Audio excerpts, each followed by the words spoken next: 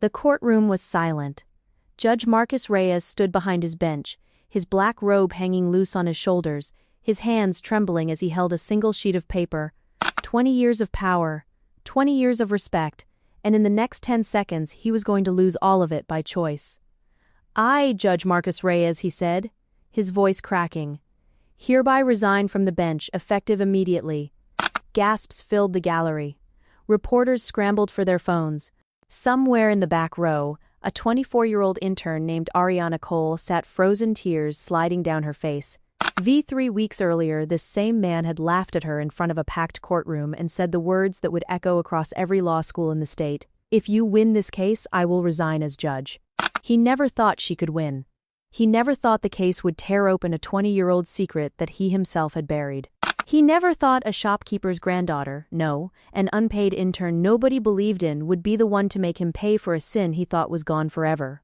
To understand how a man like Marcus Reyes ended up giving up everything, we have to go back. Back to the day Ariana Cole was handed a case that everyone said she could never win. Before we begin, don't forget to like and subscribe to Amazing Folktale, but only if you genuinely connect with this story. Hype up the video. Also, let us know where you're watching from and what your local time is in the comments below. I love seeing how these stories connect people from all around the world. Let's get started. Ariana Cole grew up in a small apartment above a laundromat where the smell of detergent and steam was as familiar to her as her own mother's voice. Her father left when she was 6. Her mother, Elena, cleaned offices at night and studied English textbooks during the day, determined that her daughter would have a life she never had. "You don't need money to be somebody, Ari," Elena used to say, tucking her into a mattress on the floor because they couldn't afford a bed frame. "You need to be right. Being right is worth more than being rich." Ariana believed her. She believed it through every scholarship application filled out at the kitchen table, every all-nighter in the public library because their apartment had no working heater in winter, every part-time job stacking shelves so she could afford used law textbooks. She graduated top of her class, not because she was the smartest person in the room, but because she never stopped. While other students had family connections that landed them associate positions at prestigious firms, Ariana walked into interview after interview with nothing but her transcript and her mother's voice in her head. Be right. She finally landed an unpaid internship at Whitfield & Cross, one of the city's respected law firms. She worked a second job as a barista just to afford rent, waking at 5 a.m. to serve coffee before putting on her one good blazer and heading to the office, where she photocopied documents, fetched coffee for actual lawyers, and sat quietly in the back of meetings, absorbing everything like a sponge. She wasn't bitter about it.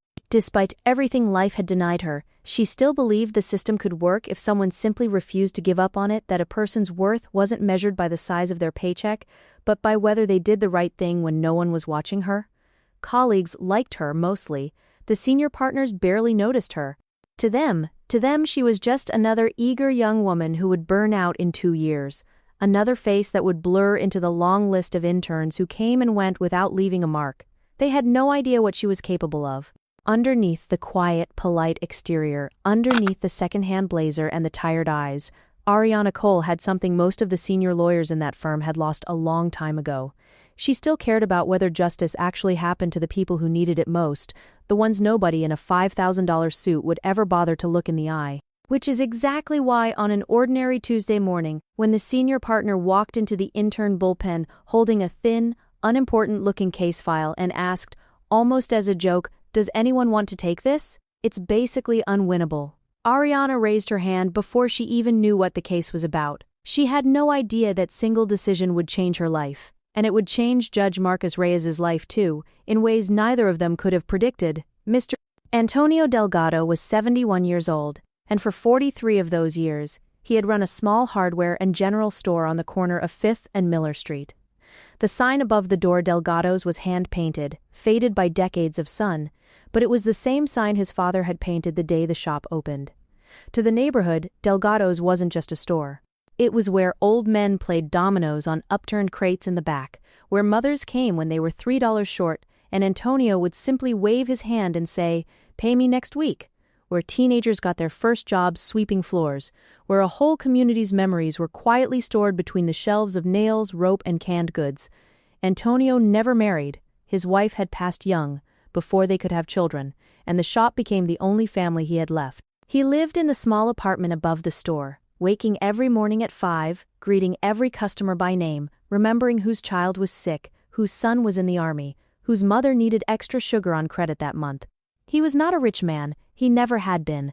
But he had something money couldn't buy: 43 years of trust, built one small kindness at a time.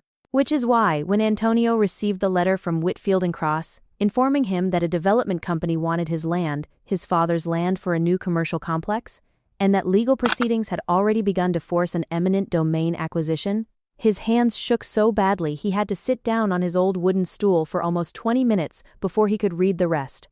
The offer they gave him was insulting a fraction of its worth. And when he tried to refuse, they simply moved forward anyway, filing paperwork in a courthouse where he had no one to represent him but himself. He didn't tell the neighborhood at first. He was too proud, too used to being the one who helped others rather than the one who needed help. It was only when a woman from the neighborhood found him sitting alone in his shop late one night, head in his hands, that the whole story came pouring out. "They want to take it from me," Antonio said, his voice breaking. 43 years, and they want to take it like it was never mine. Word reached a young lawyer at a nearby legal aid clinic, who reached out to Whitfield and Cross asking if anyone would take the case pro bono, just to give Antonio a fighting chance. Most senior lawyers declined immediately. The case had almost no legal ground to stand on. The opposing company had deep pockets and connections, and worse, the judge assigned to the case, Marcus Reyes, was known for despising small, hopeless cases that wasted his courtroom's time. But there was one strange thing Antonio insisted on, something that even his own advocate found odd. "Please," Antonio said quietly to Ariana on the first day they met, his eyes avoiding hers, "don't dig into the old paperwork. The original sale from when my father got this land, it's old. It's not important. Just focus on today. Focus on the offer they gave me, please." Ariana nodded, not understanding yet why an old man defending his own shop would ask her to avoid the very documents that proved his ownership. She would understand later, and when she did, it would break her heart and change everything. Judge Marcus Reyes had built a reputation over 2 decades on the bench, and it wasn't a kind one. He was known for his sharp tongue, his impatience with anyone he considered beneath his intellect, and a particular disdain for young, inexperienced lawyers who dared to bring cases into his courtroom without what he considered proper preparation. Older attorneys who had appeared before him for years joked darkly that Reyes treated his courtroom less like a place of justice and more like a stage where he was the only actor who mattered. He wore expensive watches beneath his robe. He drove a car that cost more than most people in his courtroom made in 3 years. He had a corner office in the courthouse, decorated with photographs of himself shaking hands with senators, mayors, and once, briefly, a state governor. He liked being seen, he liked being feared. Somewhere over the last 20 years, respect and fear had become in his mind the same thing. The first time Ariana appeared before him, representing Antonio Delgado in a preliminary hearing, Reyes barely looked up from his notes. "Whitfield and Cross sent an intern?" he said, his voice dripping with amusement as he finally glanced at her over his glasses. A few chuckles rippled through the gallery. "Yes, Your Honor," Ariana answered, keeping her voice steady even as her stomach twisted. "Well," Reyes said, leaning back in his chair, "I suppose the little guy deserves someone his own size." More laughter. Ariana felt her face flush, but she said nothing, opening her folder and beginning her argument. She was careful. Precise. She cited 3 relevant precedents about eminent domain compensation standards, her voice only shaking slightly.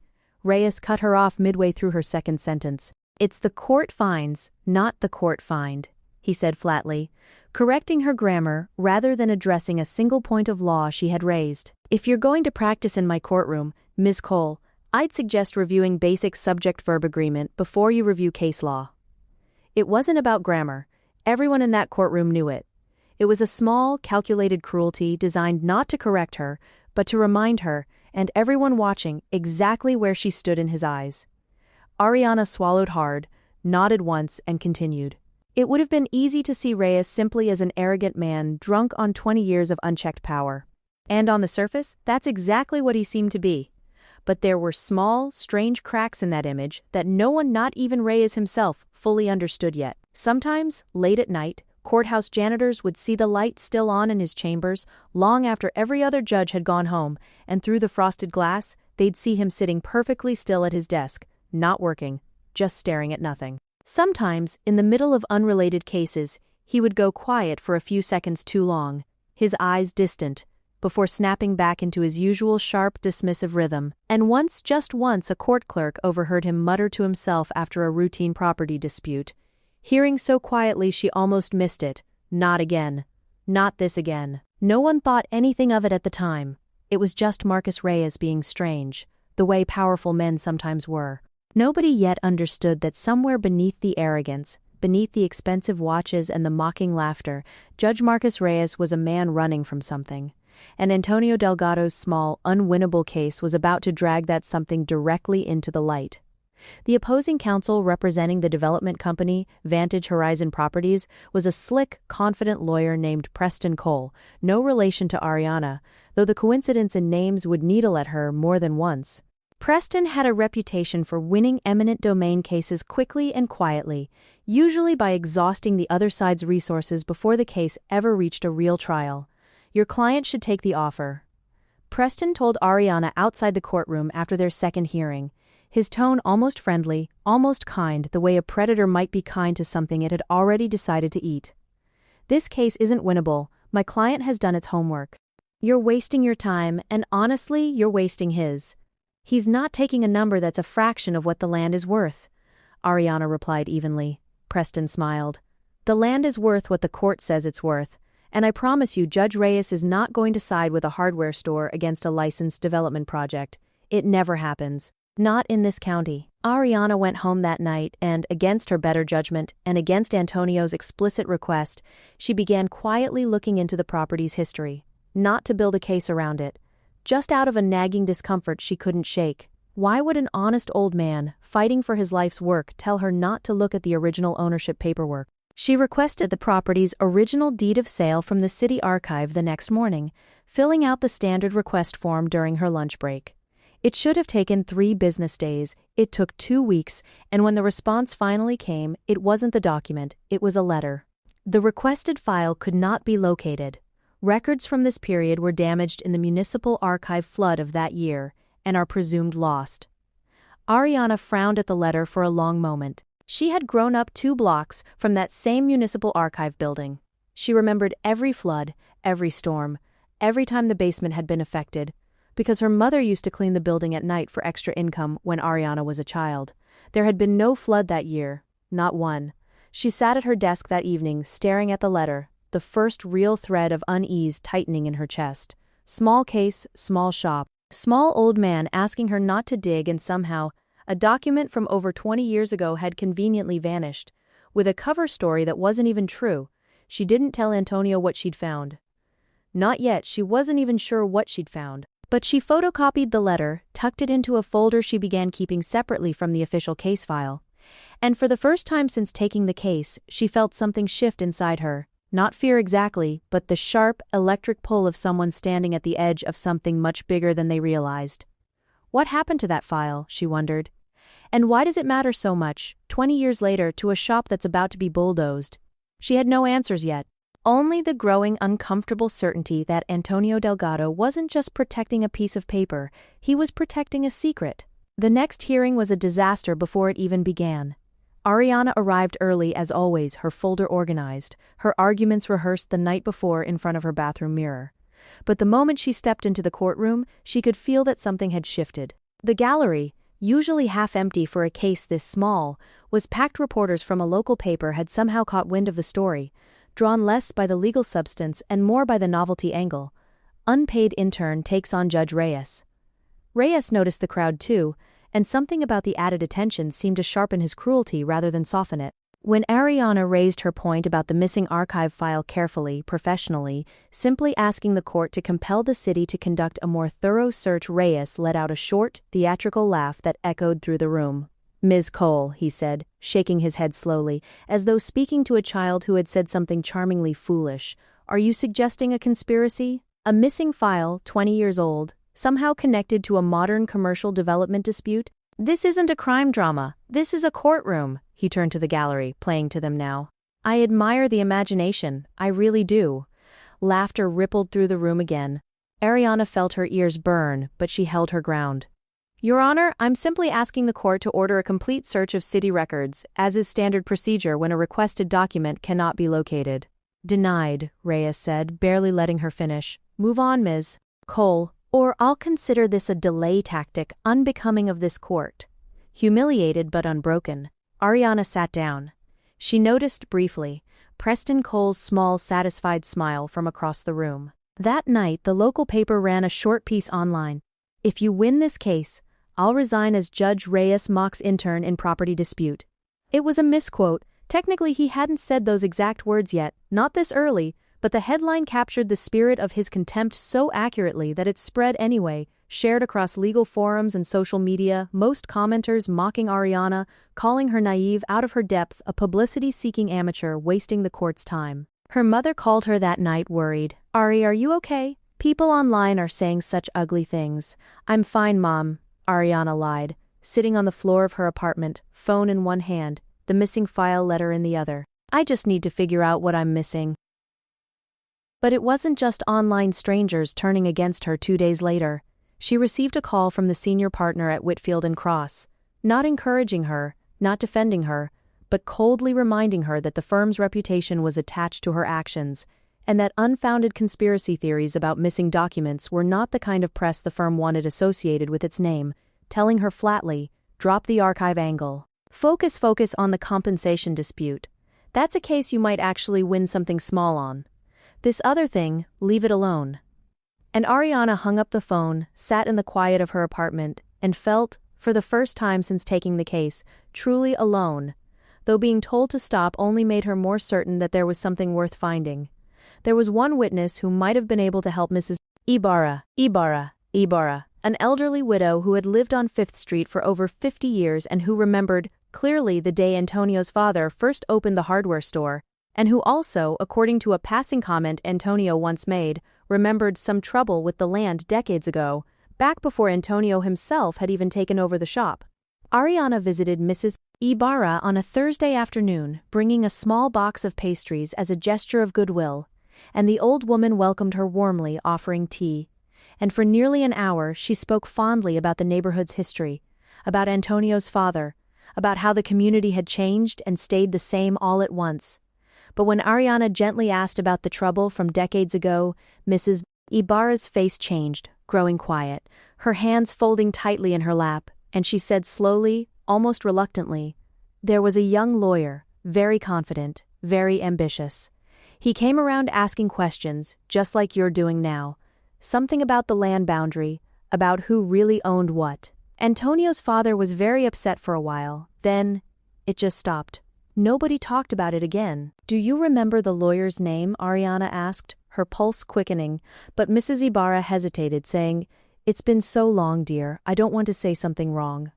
And Ariana replied gently, "Anything you remember could help Antonio. He could lose everything," at which the old woman's eyes filled with tears, and after a long pause she agreed reluctantly to testify about what little she remembered, if it came to that.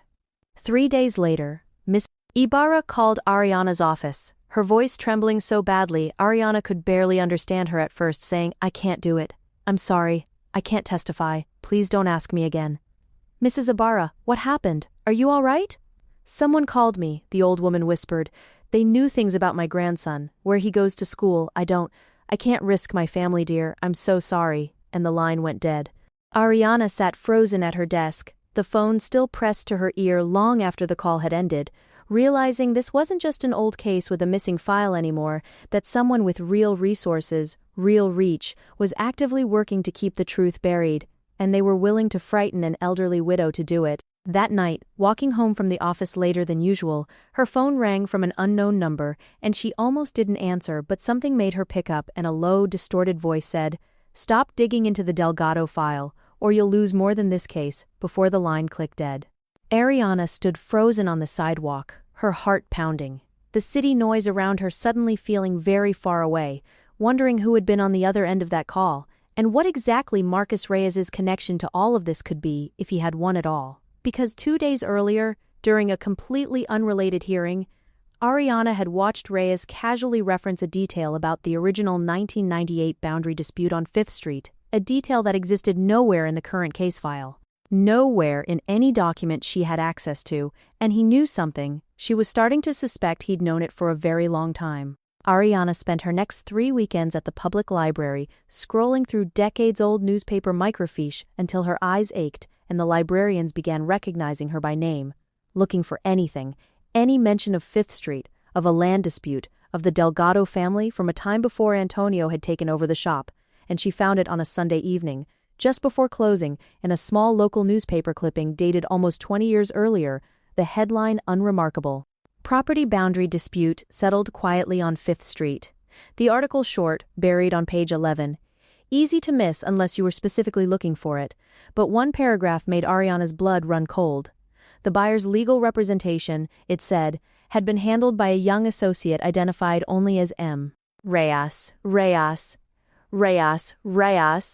Reyes, who had successfully argued that the original Delgado land claim lacked sufficient documentation, resulting in a partial transfer of the disputed boundary, and Ariana read the sentence 4 times, her hands trembling slightly as she photocopied the page, her mind racing through everything she'd witnessed over the past few weeks, Reyes's strange familiarity with details he shouldn't have known, his aggressive dismissal of anything related to the archive, the missing file, the frightened witness, the anonymous threat. 20 years ago, a young, ambitious lawyer named M. Reyes had represented the original buyer in a boundary dispute against Antonio's father, a dispute that had somehow resulted in a chunk of the Delgado family's land quietly changing hands, then vanishing from public record entirely, and it couldn't be a coincidence. It felt impossible that it could be a coincidence, was Judge Marcus Reyes. The same man mocking her in open court, the same man denying every motion she filed, the very lawyer who had helped take part of this land from Antonio's family in the first place? She didn't sleep that night, sitting at her small kitchen table with the photocopied article spread out in front of her, replaying every interaction she'd had with Reyes through this new horrifying lens, realizing his cruelty in court wasn't just arrogance, that it might be something closer to fear. The fear of a man desperately trying to keep a 20-year-old secret from crawling up out of the ground and into the light, but something still didn't add up. If Reyes was the villain here, why did his eyes sometimes look almost haunted rather than triumphant? Why did he seem, at moments, less like a man protecting a victory and more like a man carrying a wound he'd never let heal? Ariana didn't have the answer yet, but she knew one thing for certain now, that this case had never really been about a hardware store, that it was about something buried 20 years deep, and she had just found the first shovel of dirt. Armed with the newspaper clipping, Ariana dug further and uncovered something even more disturbing. Vantage Horizon Properties, the shiny modern development company suing to take Antonio's land today, wasn't quite what it appeared to be, and buried 3 layers deep in public business filings, behind 2 shell companies and a holding trust registered in another state. The true beneficial owner of Vantage Horizon traced back to a family trust, the Whitmore family, the same family name as the original buyer from 20 years ago, the one Reyes had represented as a young lawyer, meaning this wasn't a new injustice, but the same injustice, wearing a modern corporate disguise, finishing what had been started 2 decades earlier. Emboldened, Ariana brought her findings to the senior partners at Whitfield & Cross, expecting support, or at the very least curiosity, but instead she was called into a closed-door meeting and told in no uncertain terms to stop chasing conspiracy theories that could damage the firm's relationship with valued clients. And it was only later, through a careless comment from another associate, that Ariana learned the uncomfortable truth.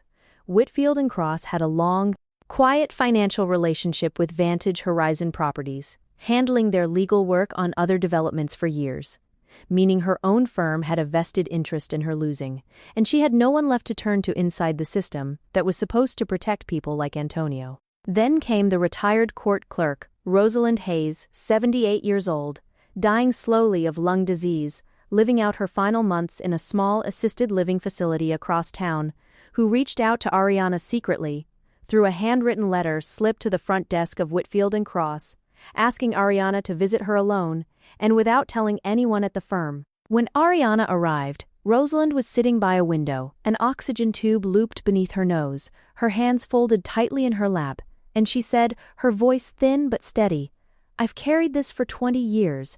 I don't have much time left. I don't want to carry it into my grave." She told Ariana that, decades earlier, she had worked as a records clerk at the municipal archive, and one night, a supervisor had ordered her to remove and destroy a specific property file, the original Delgado boundary documentation as part of a records cleanup, and she had been young, frightened of losing her job, and had done as she was told, but before destroying it, her conscience had gotten the better of her, and she had secretly recorded a private conversation on an old cassette tape, a conversation between her supervisor and a young, ambitious lawyer, discussing how to make the original documentation disappear quietly. "I never told anyone," Rosalind whispered, tears sliding down her weathered face. "I was ashamed. I told myself it wasn't my business. But that old man is still fighting for that same land today, isn't he? I saw it in the paper. I recognized the address immediately."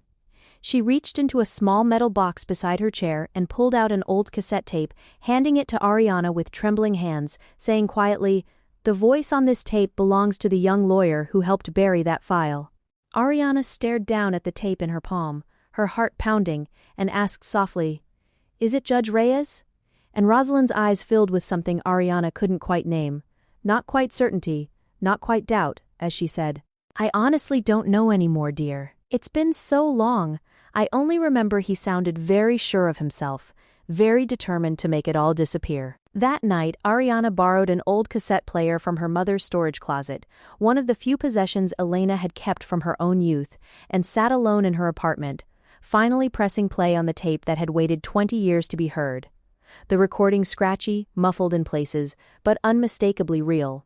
Two voices, one older and gruffer, clearly the supervisor Rosalind had described, the other younger, sharper, speaking with the practiced confidence of someone who already believed he was destined for something bigger than a records room argument, saying, "If the file disappears, there's no boundary dispute left to argue. No file, no case, it's clean." To which the older voice asked, "And if someone comes looking for it later?" And the younger voice replied with chilling certainty, "They won't. Poor people don't have the resources to go digging through 20-year-old archives. Trust me." Ariana's stomach turned. It certainly sounded like Reyes, the same calculated confidence, the same casual cruelty toward poor people she'd witnessed firsthand in his courtroom.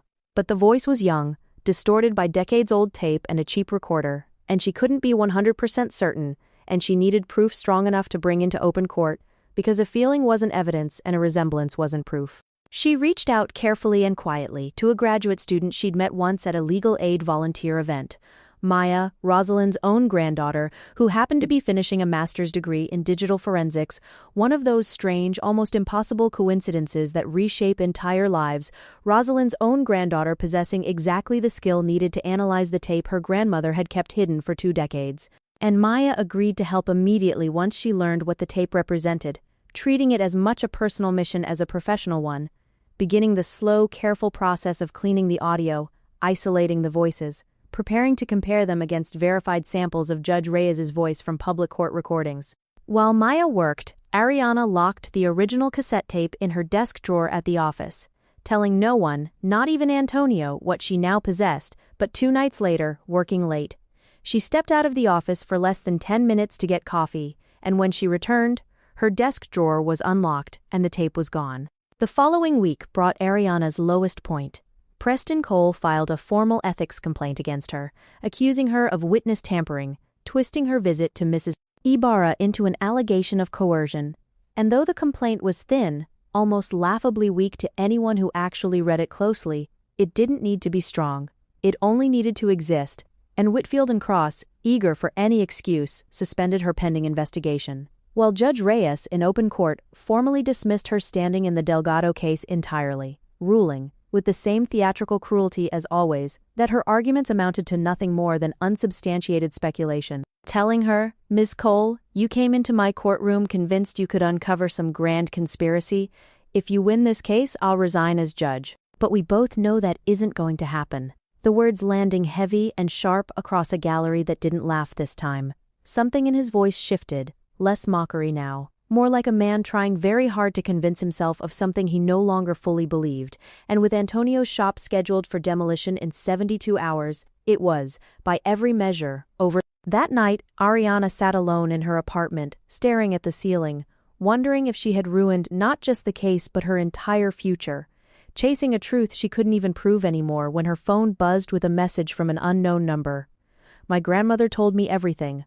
I made a backup of the tape before it disappeared. Meet me tomorrow, I found something in the audio you need to see." It was Maya. They met at a small coffee shop the next morning, Maya's laptop open between them. A spectrogram of the audio displayed on screen alongside a second, clearer recording, and Maya said, "I ran a full voice pattern analysis, comparing the tape against every public recording of Judge Reyes I could find, court hearings, press conferences, and old law school panel discussion from years ago," turning the laptop toward Ariana. "It's not him." Ariana blinked. "What?" "The voice patterns don't match." "Not even close." "But look at this," Maya said, pulling up another recording, a decades-old radio interview about local development projects. "I cross-referenced voice databases from local archives. It's a match. The voice on your tape belongs to a man named Harold Cole." Ariana felt the floor tilt beneath her. "Preston Cole's father," she whispered, realizing it wasn't Reyes who had orchestrated the destruction of the original file, but Preston Cole's own father decades earlier, meaning the fraud wasn't a single act buried in the past, but a second generation completing what the first had started. The same family exploiting the same land through the same quiet cruelty, 20 years apart. And yet if it wasn't Reyes on the tape, why had he been so desperate, so strange, so protective of a secret that apparently wasn't his to protect? The answer arrived less than an hour later, in the strangest way possible. Judge Marcus Reyes himself walked into that same coffee shop, sat down across from a stunned Ariana, and finally told her the truth he had buried for 20 years, looking smaller somehow, out of his robe, in an ordinary gray coat, his hands wrapped tightly around a coffee cup he didn't drink. "I've been watching you dig for weeks," Reyes said quietly.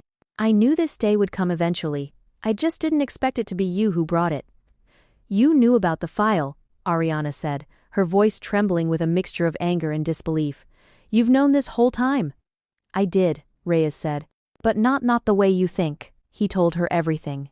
20 years ago, fresh out of law school, ambitious and idealistic, Marcus Reyes had been a junior associate at a firm handling the original Delgado boundary case, working under Harold Cole, Preston's father, a senior partner known for his ruthlessness.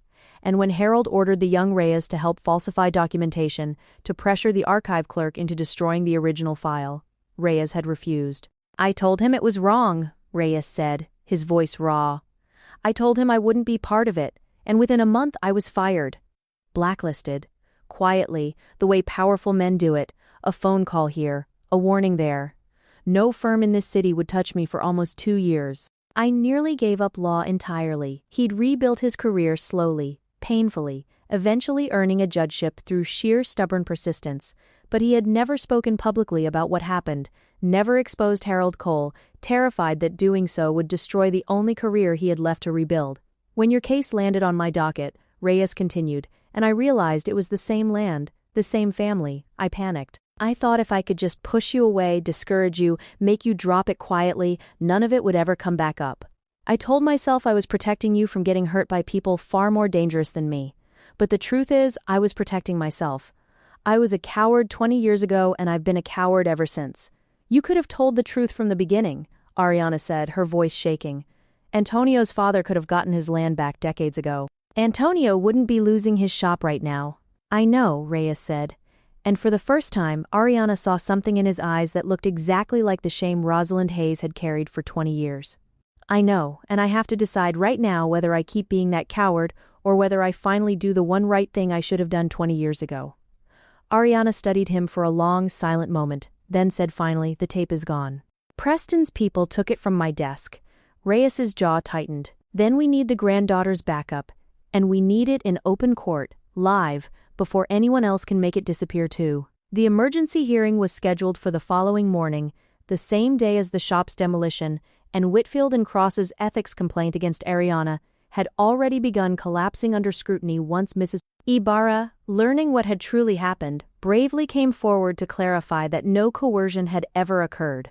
So Ariana was reinstated just hours before the hearing began.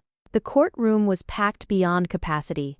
Local news crews lining the back wall, Maya sitting beside Ariana with her laptop ready, Antonio sitting quietly in the front row, his weathered hands folded, disbelief and fragile hope warring across his face. And when Ariana requested permission to present new digital audio evidence, Preston Cole objected loudly, his confidence cracking at the edges. "Your Honor, this is exactly the kind of unsubstantiated conspiracy theory this court already dismissed.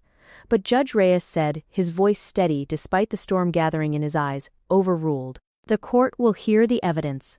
The recording played through the courtroom speakers, clear and unmistakable this time.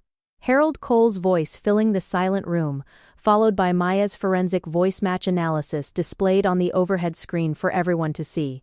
And a ripple of shocked murmurs spread through the gallery, reporters typing furiously, Preston Cole sitting frozen, the color draining from his face. Then Judge Reyes did something no one in that courtroom expected. He stood, removed his glasses and spoke, not as a judge delivering a ruling, but as a man finally telling the truth, saying, 20 years ago, I witnessed the beginning of this fraud firsthand. I refused to participate, and I was punished for it. I have spent 2 decades staying silent about what I knew, telling myself my silence was self-preservation rather than cowardice. That silence ends today. The courtroom erupted, and within hours, the story exploded across local and then national news. A whistleblower city official, watching the coverage, coming forward with additional records confirming the original file's destruction. The 1998 case formally reopened, Vantage Horizons shell ownership exposed publicly, tracing directly back to the Cole family trust, and Preston Cole referred for disbarment proceedings, facing both his father's decades-old fraud and his own attempts to obstruct Ariana's investigation. Land all of it, the original boundary included, was legally and permanently returned to Antonio Delgado, and true to the words he had spoken in mockery weeks earlier, Judge Marcus Reyes submitted his resignation from the bench, but this time, it wasn't spoken as a threat, and it wasn't received as a joke. 3 weeks later, Ariana stood on the sidewalk outside Delgado's, watching as Antonio, hands trembling with emotion rather than fear this time, hung the newly restored sign above his shop's door. The same hand-painted lettering his father had made over 4 decades earlier, carefully repainted, letter by letter, by volunteers from the very neighborhood he had spent his life quietly serving. 43 years, Antonio said softly, standing beside her. And I never thought anyone outside this street would fight for it the way you did. You fought for it every day for 43 years, Ariana said, smiling through tears. I just helped finish it. Inside her coat pocket was a folded letter, delivered to her that morning from Marcus Reyes, in which he had written that his resignation wasn't the end of a punishment, but the beginning of an apology 2 decades overdue, and that if the state bar ever considered appointing new judges again, he hoped, more than anything, that Ariana Cole would be among the names considered, not despite her youth and lack of connections, but because of the integrity she had proven she carried. Whitfield and Cross, facing public scrutiny over their financial ties to Vantage Horizon, quietly offered Ariana a full-time paid position, an offer she accepted not out of forgiveness for how they'd treated her, but because she understood now more clearly than ever that real change happens from inside broken systems just as often as it happens from outside them. Her mother, Elena, stood proudly among the crowd gathered outside the shop that afternoon, tears in her eyes as she watched her daughter, the girl who had grown up on a mattress on the floor, who had worked 2 jobs just to afford second-hand law books, stand at the center of a story now being told across the entire city, whispering to herself, being right is worth more than being rich, echoing the words she had told her daughter 100 times over the years, and for the first time, watching Ariana laugh with Antonio in front of the restored shop, surrounded by a community that had nearly lost everything and gotten it back. Elena finally understood that she hadn't just raised a lawyer, she had raised someone who refused to let the truth stay buried, no matter how powerful the people trying to bury it. As the sun set over 5th Street that evening, the old sign catching the last golden light of the day, Antonio Delgado unlocked his shop's front door one more time, not because the law forced him to close it, but because, for the first time in months, he was choosing, freely and completely, to open it again. Some victories aren't measured in courtrooms. They're measured in the sound of an old door opening, one more time, exactly where it always belonged. Moral of the story: power without conscience is nothing more than borrowed time. Judge Marcus Reyes spent 20 years believing that silence was the price of survival, that staying quiet about the wrong he witnessed as a young lawyer was simply the cost of keeping his career, his comfort, his reputation intact. But silence never truly protects anyone. It only delays the reckoning, and it often punishes the innocent, while the guilty walk free a little longer. Ariana Cole, on the other hand, had nothing, no wealth, no connections, no guarantee of winning. Yet she had the one thing that ultimately mattered most: the refusal to look away from the truth, even when everyone around her insisted it wasn't her fight. This story teaches us that justice rarely announces itself loudly at the beginning. It hides in missing files, frightened witnesses, and old cassette tapes nobody wants to listen to. It waits patiently for someone brave enough to keep asking why, long after everyone else has told them to stop. True courage isn't the absence of fear. Ariana was afraid the entire time. True courage is choosing to do what's right anyway, even when doing so costs you comfort, approval, or safety. And redemption, as Reyes ultimately proves, is never too late. A person can spend decades running from a mistake, but the moment they choose honesty over self protection, they reclaim something no title or position could ever give them: their integrity. In the end, karma doesn't always arrive as punishment. Sometimes it arrives as the quiet, painful, necessary chance to finally make things right.